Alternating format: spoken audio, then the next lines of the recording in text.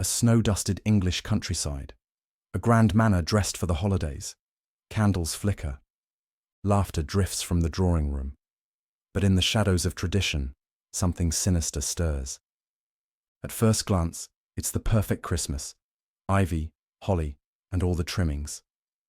But inside King's Lacey, a historic country estate, the holiday cheer hides a secret that's anything but festive.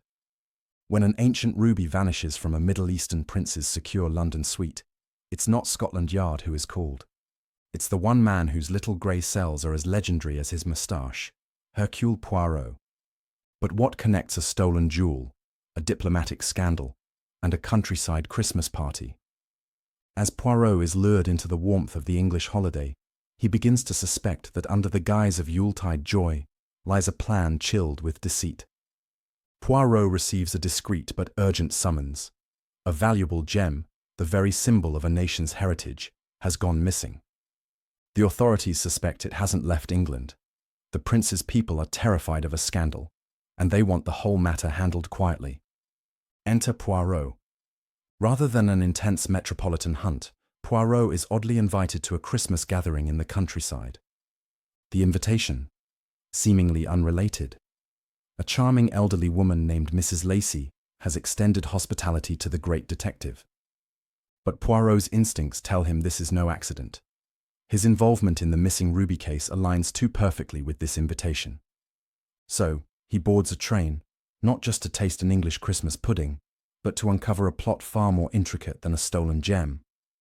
The setting is essential to the atmosphere. King's Lacey is the kind of estate that whispers with old money and older secrets. The Laceys, a retired colonel and his warm-hearted wife, are hosting family and friends. This includes a group of young people whose excitement about the festivities feels just a touch too exaggerated. Among the guests, Sarah, clever and observant, stands apart from the frivolous games. Michael, energetic and impulsive, with a rebellious glint in his eye.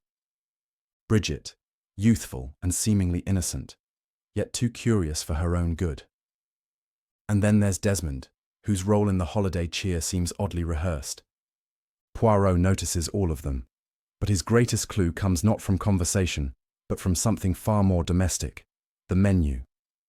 Mrs. Lacey insists Poirot stay for the traditional English Christmas dinner, and he agrees. But his attention isn't on the turkey or mince pies, it's on the undercurrents at the table. Side glances, forced laughter, and one moment of hesitation that reveals more than any interrogation could. On Christmas Eve, the guests play a festive game. Hide a gift, give clues, solve riddles. But Poirot is no fool. He suspects the entire setup is a cover for something else entirely. When he accidentally discovers a slip of paper intended for someone else, bearing directions, and a hint about a hiding place, he knows the game has just begun. Late that night, when the guests are tucked away and the snow is falling outside, Poirot follows the clues himself. In the ancient hall, lit only by a few dying embers, he uncovers the missing ruby, hidden inside the very heart of Christmas, the plum pudding. But here's the twist. Poirot allowed the pudding to be served, knowing the gem was inside. Why? Because the thief would never risk exposure unless they had to recover it. And recovering it meant revealing themselves. At breakfast, Poirot strikes. Calmly, gently, with the ease of a man who's done this many times before, he lays out the pieces. The thief was young, desperate, and manipulated. The hiding of the gem was not improvised, but planned. The pudding wasn't just a hiding spot, it was bait. The invitation to King's Lacey was carefully crafted to give Poirot proximity, but also to test whether he could be deceived.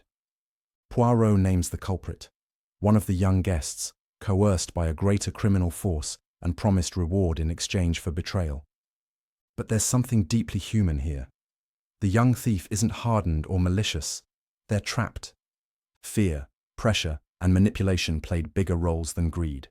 And Poirot, he offers compassion. The gem is recovered, the prince's honor restored. No arrests, just a quiet conversation and a promise that the future can still be changed. The adventure of the Christmas pudding is deceptively cozy. On the surface, it's festive, warm, and wrapped in tradition. But underneath is Agatha Christie's true genius, using the familiar to explore deception. What makes this story powerful isn't just the cleverness of the plot, but the contrast between innocence and corruption. A snowy manor, a joyful feast, and a young life almost lost to crime. Poirot, in his subtle way, navigates the emotional landscape as much as the logical. He reads body language like a code, interprets glances like secret messages, and uses food, tradition, and warmth as his tools. He also reminds us that justice doesn't always mean punishment. Sometimes it means understanding. This story is a masterclass in misdirection, with the pudding as both literal and symbolic centerpiece.